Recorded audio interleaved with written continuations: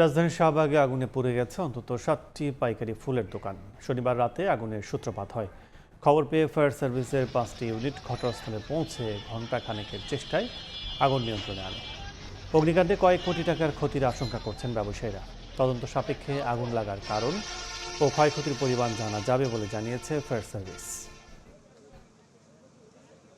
পাইকারি দোকানগুলোতে মনে করেন প্রায় 70-80 লাখ টাকা করে ছিল একটাতে।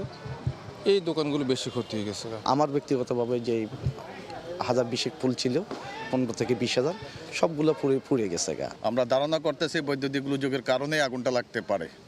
তো এখানে বিপজ্জনক অবস্থায় ছিল যে বেলুন ফুলানোর জন্য যে গ্যাসটা ব্যবহার করা হয় হিলিয়াম অথবা হাইড্রোজেন, এই গ্যাসের সিলিন্ডার ছিল, সেখান থেকে গ্যাস বের হচ্ছিল এবং আগুন হচ্ছিল।